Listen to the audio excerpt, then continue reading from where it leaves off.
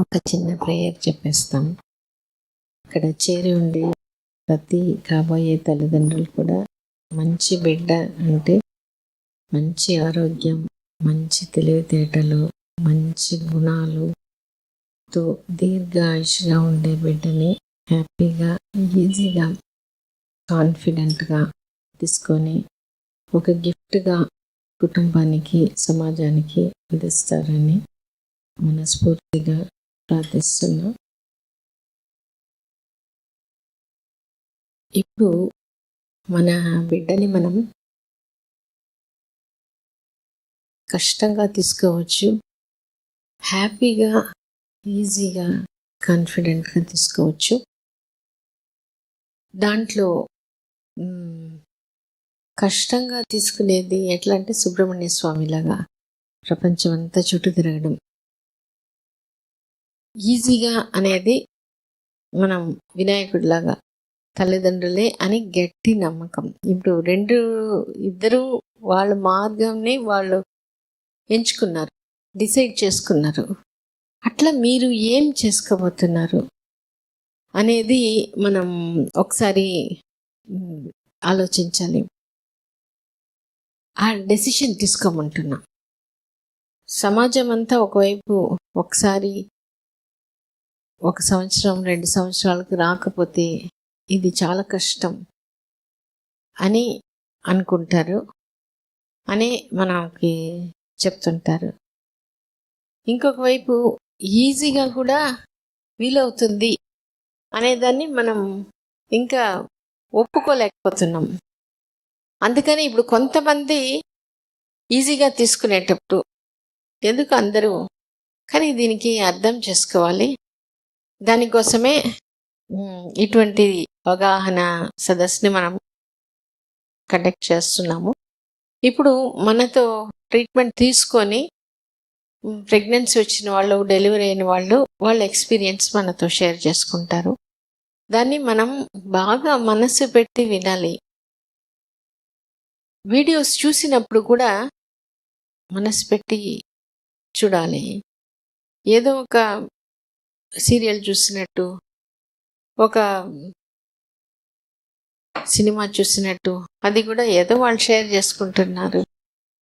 కానీ చూడంగా మనకు దాంట్లో ఏంటంటే వాళ్ళలో ఏం మార్పు వచ్చింది, వాళ్ళు కూడా ఒకప్పుడు మనలాగా ఉండిన వాళ్ళు, వాళ్ళలో ఏం చేంజ్ వచ్చింది, ఎట్లా వచ్చింది, వాళ్ళు మాట్లాడేటప్పుడు వాళ్ళ ఫేషియల్ ఫీలింగ్స్, వాళ్ళు ఎంత ఇదిగా చెప్తున్నారు అనేది చూసినప్పుడు అందరూ ఇట్లా మనలాగా బాధపడిన వాళ్ళే, కానీ ఎక్కడో ఒక దగ్గర ఆ డైరెక్షన్ చేంజ్ అయిపోతున్నారు. అట్లా ఉన్నప్పుడు మనం కూడా అట్లా చేంజ్ అవ్వచ్చు. ఇది ఎందుకు ఇది వీడియోస్ ప్రత్యేకంగా చూడాలంటే మనకి ఇంట్లో ఫ్యామిలీయో, హస్బెండో, బయట వాళ్ళు ఎవరికి ఇది వచ్చి అంత బాగా తెలియట్లేదు. అందుకని వాళ్ళు మనకి ధైర్యం చెప్తాము, మనకు సపోర్ట్ చేస్తాము అనే పేరు మీద నువ్వు టెన్షన్ పడబాకు, నువ్వు ఇది ఓర్చుకో అట్లానే చెప్తారే కానీ నీకు అవుతుంది, నేను నీకు తోడున్నాను అటువంటి పాజిటివ్గా చెప్పడానికి వాళ్ళకి తెలియట్లేదు. అదంతా మీరు వీడియోస్ చూసినప్పుడు మీకు ఇది పెద్ద విషయం కాదు, చాలామంది ఇది చేసుకున్నారు. ఒక్కొక్కరు ఒక్కొక్క బ్యాక్గ్రౌండ్తో వచ్చింటారు, ఒక్కొక్క ఎక్స్పీరియన్స్తో. కానీ ఫైనల్గా ఆ మానసిక పరివర్తన జరిగినప్పుడు ఇది ఈజీగా వస్తుంది. దాంట్లో ఒకటే గుర్తుంటే ప్రెగ్నెన్సీ ఈజీగా వస్తుంది, వచ్చిన తర్వాత ప్రెగ్నెన్సీ స్మూత్గా ఉంటుంది, ఏ ప్రాబ్లం ఉండదు. ఇక్కడ మానసికంగా మనం ప్రశాంతంగా లేకుండా డౌట్తో అట్లా ఉన్నప్పుడు మనం ఫోర్స్ చేసుకొని ప్రెగ్నెన్సీ కానీ వచ్చేసిందంటే వచ్చిన తర్వాత నుంచి టెన్షన్, ఇది ఏమవుతుందో, ఎట్లా అవుతుందో, వాళ్ళకి అట్లా అయిపోయింది, వీళ్ళకి ఇట్లా అయిపోయింది, నాకేమవుతుందో అనే డౌట్తో ప్రెగ్నెన్సీ అంతా ఒక నరకంగానే మనం సృష్టించుకుంటాము. ఇది ఎట్లా, దానికి సొల్యూషన్ హాస్పిటల్లో వెతుకుతుంటాం. అఫ్కోర్స్ ట్రీట్మెంట్ ఉంటుంది, కానీ ఒక స్టేజ్లో స్ట్రెస్ ఎక్కువ అయిపోయినప్పుడు ప్రెగ్నెన్సీలో కానీ లేదా డెలివరీలో కానీ ఈ ట్రీట్మెంట్ మాత్రం సరిపోవటం లేదు. అందుకనే మనం మానసికంగా మనల్ని మార్చుకోవడం అనేది చాలా ఇంపార్టెంట్. సాయి నిఖిల వాళ్ళ హస్బెండ్ మాట్లాడుతున్నారు? కేవీఎస్ రాజు అండి. మాది వైజాగ్. ఒక 8 ఇయర్స్ నుంచి నేను ఇక్కడే జాబ్ చేస్తున్నాను. నాకు 8 ఇయర్స్ బ్యాక్ పెళ్ళి అయ్యిందండి. ఒక 3 ఇయర్స్ మేము పిల్లల కోసం ఇదేం చూడలేదు. 3 ఇయర్స్ పోయిన తర్వాత నుంచి మా ఫ్రెండ్ తెలిసిన హాస్పిటల్ ఉంటే తను తీసుకుని వెళ్ళి ట్రీట్మెంట్ కోసం ట్రై చేస్తున్నాం. ఒక 2.5 ఇయర్స్ ట్రీట్మెంట్ తీసుకున్నామండి అక్కడ ట్యూబ్ టెస్ట్ చేశారు. తర్వాత తనకి సిస్ట్ ఏదో ప్రాబ్లం ఉందన్నారు. తర్వాత క్లియర్ అయింది అని అన్నారు. కానీ ప్రెగ్నెన్సీ రాలేదు. తనకి ఇంకా సర్వెక్స్ క్లోజ్గా టైట్గా ఉంది. తనకి న్యాచురల్గా ఇంకా పిల్లలు పుట్టరు, మీరు ఐయుఐ ద్వారానే అవుతుంది అని చెప్పారు సార్. అంటే ఒక 3 టైమ్స్ ఐయుఐ చేయించుకున్నాం, అయినా కూడా రాలే. తను కొంచెం బాగా డిసప్పాయింట్ అవుతూ ఉండేది. తర్వాత మా ఫ్రెండ్ సర్జరీ ఒకటి పడుతుంది అని చెప్పారు తనకు కంపల్సరీగా. సరే అని సెకండ్ ఒపీనియన్ కోసం మళ్ళీ డాక్టర్ని చేంజ్ చేసామండి. అక్కడ కూడా ఒక 1.5 ఇయర్ ట్రీట్మెంట్ తీసుకున్నామండి. ఇంకా ముందు సర్జరీ అయిపోయిన తర్వాత ఇంక మీకు న్యాచురల్గా అయితే పుట్టరు, ఐయుఐ ద్వారానే కూడా చెప్పారు. అక్కడ కూడా 2 సార్లు ఐయుఐ చేశారు కూడా. తర్వాత సర్జరీ కోసం అని భాస్కర్ సార్ కోసం అని వచ్చాం యాక్చువల్గా. సార్ ఒపీనియన్ తీసుకుందాం అని మా ఎండి డాక్టర్ ఆఫీస్ కొలికు ఆయన రిఫర్ చేశారు. అక్కడికి వచ్చిన తర్వాత సార్ అన్నారు, సర్జరీ అయితే పడుతుంది కానీ మీరు తిను బాగా డిప్రెషన్లో ఉంది, అంత అవసరం లేదు, మీరు మేడం కన్సల్ట్ తీసి ఒక 2 మంత్స్ 3 మంత్స్ పోయిన తర్వాత సర్జరీ చేద్దామని ఫస్ట్ సార్ రిఫర్ చేశారు. సరే అని చెప్పి 3 మంత్స్ అయిపోయిన తర్వాత నవంబర్లో తనకి సర్జరీ చేసి తీస్తారండి. తర్వాత కూడా ఏం రాలేదు. చాలా రోజులు మేడం అనేవారు, నీకు లేదమ్మా వచ్చేస్తుంది అంటే ఎవ్రీ మంత్ ట్రీట్మెంట్కి వచ్చినప్పుడు మేడంని డౌట్, మేడం నాకు సర్వీస్ క్లోజ్లో ఉందట కదా, నాకు రాదు అని. మేడం ఏం లేదమ్మా అలాగ ఉండదు, నువ్వు ఫ్రీగా ఉండు వచ్చేస్తానేవారు. ఇంక ఎవ్రీ మంత్ ఇలానే అవుతూ ఉండేది.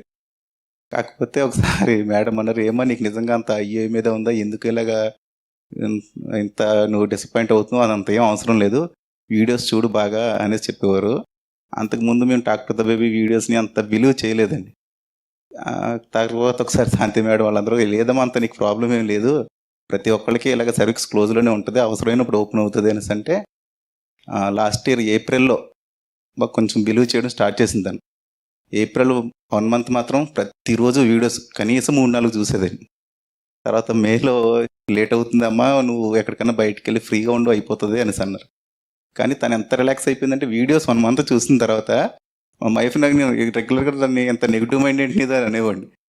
తను చేంజ్ అయిపోయింది. నాది కొంచెం నెగిటివ్ మైండ్ అనిపించింది ఇప్పుడు తనతో చూస్తుంటే. ఏం లేదు, చాలా ఫ్రీగా పిల్లలు పుట్టిస్తారు, నాకు ప్రాబ్లం లేదు, అది ఇది అనుకుంటూ ఉండేది. మేలో మాకు ప్రెగ్నెన్సీ వచ్చేసిందండి. అది కూడా చాలా ఈజీగా. తను ముందే డాక్టర్ ద బేబీ మేడం చెప్పారు, ప్రెగ్నెన్సీ కంటే ముందే మీరు స్టార్ట్ చేయండి అనేసి. అంతకుముందు నేను మాట్లాడేవాడిని కానీ అదంతా డాక్టర్ బేబీ చేసేది కాదు. అలాంటిది తను ఎంత చేంజ్ అయిపోయిందంటే, ముందే నువ్వు పుట్టేస్తావు మేడం, మనకు డెలివరీ అయిపోతుంది, ఒక 15 డేస్ వీడియోస్ చూసిన సరికే తనకు చాలా చేంజ్ వచ్చేసింది మేడం. అయితే ఒక మేడం ఆ రోజు అన్నారు, సరే ఇంకొక 1 మంత్ చూసే కావాలంటే నీకు ఐయుఐ వెళ్దాం అంటే, వద్దు మేడం నాకు ఖచ్చితంగా నార్మల్గా పుట్టేస్తారు, నాకు ఐయుఐ అవసరం లేదు అనంత చేంజ్ అయిపోయింది తను. ఇప్పుడు అంతా చాలా నార్మల్గా వచ్చేసిందండి. ముందు కూడా నాకు వామిటింగ్స్ రాకూడదు, తర్వాత అవి వింటాం కదా, నాకు అలాంటిది ఏమి ఉండదు, ఎందుకంటే నా బేబీ నాకు సపోర్ట్ చేస్తాడని. తర్వాత ఈ 9 మంత్స్లో కూడా ఈవెన్ ఒక్కరోజు కూడా మేము ఎప్పుడూ ఇబ్బంది పడలేదు. తర్వాత నేను కొంచెం డాక్టర్ దగ్గర చాలా తక్కువ చేశాను తినతో కంపేర్ చేస్తే. తిన మధ్యాహ్నము ఈవినింగ్ ఎప్పుడు భోజనం చేసేటప్పుడు, స్నానానికి వెళ్ళేటప్పుడు కూడా, స్నానానికి వెళ్తున్నాను నువ్వు రెడీగా ఉండు, తర్వాత డాడీ వస్తున్నారు, అక్కలిద్దరు, మా అన్న వాళ్ళ పిల్లలు అంతా మేము కలిపే ఉంటాం. వాళ్ళ పిల్లలు కూడా వాళ్ళ పిన్నిని చూసి ఇప్పుడు కూడా వాళ్ళిద్దరూ వచ్చి ఎగిరితే వాడు కూడా యాక్టివ్గా ఎగురుతున్నాడు మేడం. యాక్చువల్గా ప్రతి స్కూల్కి వెళ్తుంటుంటే వాడు ఊరికే బాగా కిక్స్ ఇస్తుంటుంటాడు, బాయ్ తమ్ముడు అని చెప్తుంటారు వాళ్ళిద్దరు. ఇప్పటికి కూడా ఈ రోజు మార్నింగ్ కూడా నేను ఇక్కడికి వచ్చేటప్పుడు కూడా వాళ్ళని తీసుకెళ్తుంటే బాయ్ తమ్ముడు అంటే పడుకుని లెగిసి ఊరికే చేతులు కాళ్ళు ఊపుతూ ఉన్నాడు. 10 డేస్ అయింది మేడం, ఇవాళ 10th డే. తర్వాత మెడలో పేగులు వేసేసుకున్నాడు అనేసి అని అన్నారు మేడం 2 సార్లు. అయితే తనకి ఏదైనా ప్రాబ్లమా అని మేడం అడిగితే ఏం లేదు అనేసి నాకు చెప్పారు, 2 సార్లు పేగేసుకున్నారు కదా మీరు చెప్పుకోండి అనేసి. నేను తింత ఏం చెప్పలేదు. కానీ మా బ్రదర్తో చెప్పాను మేడం, 2 సార్లు ఉంటే ప్రాబ్లం అట, ఒకటి ఉన్నా పర్వాలేదేమో కానీ అంటే. తిన ఆ రోజు స్కానింగ్కి వెళ్ళేటప్పుడు బండి మీద వచ్చేటప్పుడు చెప్తుంది, 2 ఉండకూడదు అంటే అన్న, ఒకటి తీసేసుకో కాసేపట్లో స్కానింగ్కి వెళ్దాం అనేసి. వాడు ఒకటే తీసుకున్నాడు మేడం, ఒకటి ఉంది ఎందుకు. అక్కడ స్కానింగ్ అయిన తర్వాత ఇక్కడికి వచ్చాం. ఆ రోజు ఎవరో ఒక బేబీకి 2 ఉన్నా నార్మల్‌గా అయింది అది ఇది అని చెప్పారు. లేదు చిన్ని అసలు ఉండడం కూడా మంచిది కాదు. నువ్వు ఇలా ఎందుకు చెప్పావు మొత్తం అని చెప్పాలి కదా! అని. నేను చెప్పాను గానీ వాడేమో విన్నట్టు అనిపించలే. తర్వాత నేను రియలైజ్ అయ్యాను మేడం. నేను కూడా ఫస్ట్ నుంచి తనకులాగే మాట్లాడి ఉండాల్సింది రోజు అని. అయితే తర్వాత రోజు స్కానింగ్‌కి మళ్ళీ వచ్చాం. ఒక 15 డేస్ పోయిన తర్వాత. అసలు ఏది ఉండకూడదంటరా ఇది కూడా తీసేసుకోంటే అది తీసేసుకున్నాడు మేడం. అదే చాలా అప్పుడు ముందు నుంచి నేను అంత రియలైజ్ అయ్యి ఉండి నేను కూడా టాక్టివ్ చేస్తుంటే నా మాట కూడా వినేవాడేమో అనిపించింది. ఇప్పుడు చాలా హ్యాపీగా ఉన్నామండి. మన 11థ్ ఎప్పుడు కూడా ముందు అది మంచి రోజు అది చూసుకోమన్నారు కానీ తనకేం చెప్పలేదు. ఎప్పుడొచ్చినా పర్వాలేదు నీకు కంఫర్ట్‌గా ఉన్నప్పుడు రా అనేసని చెప్పాము. కాకపోతే ఆ ముందు రోజు అడ్మిట్ అవ్వమన్న రోజు మాత్రం ఇంట్లో పెద్దోళ్ళు చూసి రేపు మధ్యాహ్నం 12 తర్వాత పుడితే బావుండు ముందు కంటే అని చెప్పారు. మేము వచ్చేసాం. వచ్చిన తర్వాత సడన్‌గా అప్పటికప్పుడు పెయిన్స్ ఏం లేదు చాలా ఫ్రీగా 1కి బాబు పుట్టేసాడు. మేము 12:30 తర్వాతని మా అమ్మ చెప్పింది. ఒకవేళ సర్జరీ అది అంటే టైం తర్వాత చేయమనరా ముందొద్దు అనేసి అమ్మోళ్ళు అని అన్నారు. కానీ 1:20కి బాబు పుట్టేసాడు. అది కూడా 1:00 వరకు నా దగ్గరే ఉండి వెళ్ళేటప్పుడు 1:10కి మేడం లోపలికి తీసుకెళ్తుంటే అప్పుడు చెప్తుంది కొంచెం పెయిన్ ఎక్కువ వస్తుందిరా ఎక్కువసేపు ఇబ్బంది పెట్టొద్దు తొందరగా వచ్చాయి అని చెప్తుంది అప్పుడు కూడా. అలాంటిది 1:10కి ఆపరేషన్ థియేటర్లోకి వెళ్ళి 1:20కి బేబీతోనే బయటకు వచ్చేసింది. ఇప్పుడు తనకి బాగా అంత రిలీజ్ అవ్వడానికి వీడియోస్ చూసేసండి. అంటే ఈ రోజు ఏదైనా వీడియో వచ్చిందంటే అది పాతవి 2 అలాగా మొత్తం ఈ వీడియోస్ అన్నీ 1 మంత్లో 2 టైమ్స్ 3 టైమ్స్ చూసి ఇప్పుడు చాలా పాజిటివ్గా అయిపోయింది. అంటే తర్వాత ఇప్పుడు మా పర్సనల్ లైఫ్ కూడా చాలా బెటర్ అనిపించింది అవి. ఎందుకంటే ఏదైనా ఉంటే ఏం కాదండి అంతే మంచి జరుగుతుందని తినే నెగిటివ్ యాటిట్యూడ్ పోయింది. చాలా పాజిటివ్గా ఉంటుంది ఇప్పుడు. వీడియోస్ మాకు చాలా హెల్ప్ చేసినాయి మేడం. తర్వాత కూడా హాస్పిటల్లో ప్రమీల మేడం కానీ జ్యోతి మేడం కానీ ఆ స్టాఫ్ కానీ ఎవ్రీవన్ మాకు చాలా చాలా హెల్ప్ చేశారండి. అది ఎక్కువ థ్యాంక్స్ చెప్తే సరిపోదు. మీ అందరూ కూడా మాకంటే మంచి బేబీ బాగా పుట్టాలని కోరుకుంటున్నాను. Thank you everyone, all the best. Okay, video అనేది ఖచ్చితంగా చాలా హెల్ప్ చేస్తుంది మేడం. అది ఇంకా నేను చాలా తక్కువ చేశాను. నేను కూడా తనతో బాగా చూడాల్సింది అని అనుకున్నాను. ఇప్పుడు బాగా మాట్లాడండి డాక్టర్ బేబీ. ఎందుకంటే బేబీకి ఇప్పుడు బాగా తెలుస్తుంది. ఐస్ చూసి మాట్లాడడం. సో బాగా నిద్రపోవాలి, నైట్ ఫీడింగ్ బాగా తీసుకోవాలి, ఎప్పుడు నవ్వుతూ ఉండాలి, అందరితో బాగా ఉండాలి. సో ఈ బాగా ఫీడింగ్ తీసుకోవడం, నైట్ బాగా నిద్రపోవడం అంటే మాత్రం పెంచడం ఈజీ. ఇప్పుడు తన కడుపులో ఉన్నప్పుడే చెప్తూ ఉండేదండి. వాడు వాళ్ళ మదర్ దగ్గరే పాలు తీసుకుంటున్నాడు. ఫస్ట్ రోజు సిద్ధార్థ హాస్పిటల్ 4 hours పోయిన తర్వాత తీసుకొచ్చి పాలు పెడుతుంటే వాడు ఊరికే పోస్తున్నాడు. తను అంటుంది నేను వాడికి ముందు నుంచి చెప్పాను నేనే ఇస్తాను పాలు అని. అంత చిన్నోడు ఉండే అమ్మమ్మ వాళ్ళు చూస్తున్నారు కదంటే లేదు నేను ఇస్తానంటే వాడు అంతా ఊసి వాడు అమ్మ దగ్గర పెడితే పాలు తాగుతున్నాడు. అది కూడా నాకు ఇలాంటి చాలా ఇన్సిడెంట్స్ ఉన్నాయి. నిజంగా బాగా అనిపించింది. ఇప్పుడు కూడా సాంగ్ పెడతాం కదా మేడం, ఏడుస్తుంటే ఇప్పుడు పెద్దోళ్ళు బిలీవ్ చేస్తున్నారు. వాడు సాంగ్ ఏదో పెడుతున్నారు కదరా సుప్రభాతం అయ్యి పెట్టండి వాడు కొంత కంట్రోల్ అవుతాడని. అదేమో స్నానం చేయించినప్పుడు అది ఏడుస్తాడు కదా మేడం, బయటకి తీసుకురాగానే సాంగ్ పెడతారు, ఇంకంతే బ్రేక్ వేసినట్టే. సాంగ్ కూడా కంటిన్యూ చేయండి. సరే మేడం, కంటిన్యూ ఆపొద్దు. ఫీడింగ్ ఇచ్చేటప్పుడు ఇట్లా ఏడ్చినప్పుడు నిద్రపోయేటప్పుడు ఆ సాంగ్ పెట్టేస్తే బాగా తగ్గిపోతుంది. ఎందుకంటే ప్రెగ్నెన్సీలోనే అది రికార్డ్ అయిపోయింది వాళ్ళకి. అది ఒక మంచి స్ట్రెస్ బస్టర్. కొంచెం పెరిగే కొద్ది వెంటనే రాగం టీమ్ అని ఒక 2 lines అయినా పాట వచ్చేసేయాలి డైలీ. అప్పుడు పాడుకుంటే ఎప్పుడు పెద్దగా అయినా ఎప్పుడు ఏదైనా కొద్దిగా స్ట్రెస్ అది వచ్చినప్పుడు ఆ పాట తనే పాడుకుంటే ఫ్రీ అయిపోతారు. ఇమ్మీడియట్ గా స్ట్రెస్ తగ్గుతుంది. అది మనం అలవాటు చేసి వాళ్ళకి పట్టించాలి. అదొకటి చేయండి. ఇప్పుడు మీరు బాగా టాక్ టు బేబీ చేయండి. అప్పుడు ఒక 2-3 monthsలే అని మనకి రెస్పాన్స్ వచ్చేసేయాలి. అప్పుడు మాటలు బాగా వస్తుంది, త్వరగా వస్తుంది.